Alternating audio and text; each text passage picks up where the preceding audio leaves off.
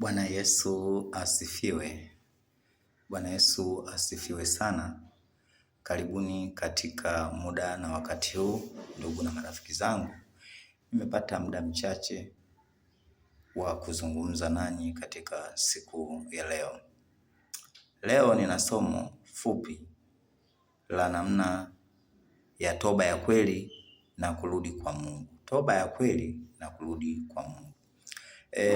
Watu wengi wanafanya sana toba, lakini toba nyingine zinakuwa tu za kimacho, watu waone wanananiu, lakini toba, Mungu haangalii tu maneno yetu. Mungu haangalii maneno yetu, bali anaangalia zaidi mioyo yetu. Watu wengi wanataka baraka, lakini hawataki kuacha dhambi. Kila siku mtu anatoba. Yaani kutubu manake ni tafsiri yake, unapotoa toba ni unapojutia kosa fulani, manake unataka kuacha dhambi. Lakini watu wengi wanafanya toba lakini hawataki kuacha dhambi. Kila siku, baba nimekosa, nimefanya, lakini hawataki kuacha nini? Dhambi. Kwa hiyo tafsiri ya toba ni kuacha nini? Hiyo dhambi. Kama ulikuwa ni msengenyaji, ulikuwa ni mzinzi, ulikuwa ni mchawi, ni nani, fisadi, ile ndio ina nini? Lakini pia toba ya kweli ni kugeuka kabisa. Kugeuka kabisa kutoka kwenye dhambi na kurudi kwa Mungu kwa moyo wote. Upo kwenye dhambi, sasa unaamua kurudi kwa Mungu wote. Ndio maana somo la leo nasema toba ya kweli na kurudi kwa Mungu. Acha hiyo tabia ambayo unaifanya, urudi kwa nini? Kwa Mungu. Huenda umechelewa katika maisha yako ya kiroho, huenda umeanguka mara nyingi, huenda umefanya mambo mabaya hata wewe hujivunii. Lakini bado Mungu anakuita. Yesu hajakukatia tamaa.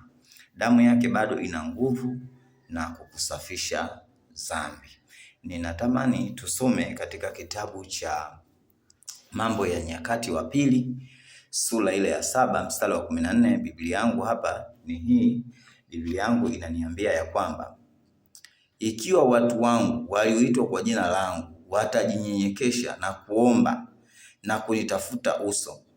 Kujinyenyekesha na kuomba na kutafuta uso na kuziacha njia zao mbaya. Umeona hiyo? Na kuziacha, yani kuomba na kutafuta. Yani unatafuta, kama unapotaka kuonana na rais, unahangaika. Utafajeje? Utatumia process hii. Sasa hapa kwa Mungu ni kuacha tu njia zile mbaya. Anasema basi nitasikia toka mbinguni na kuwasamehe dhambi yao na kuiponya nchi yao. Kwa hiyo kuna watu wengine wanasababishwa nchi ingie kwenye machafuko ni kwa vile hatujafanya toba ya kweli. Wewe unahangaika kwenye maisha, kila mwaka unahangaika, hujafanya toba ya kweli katika maisha yako.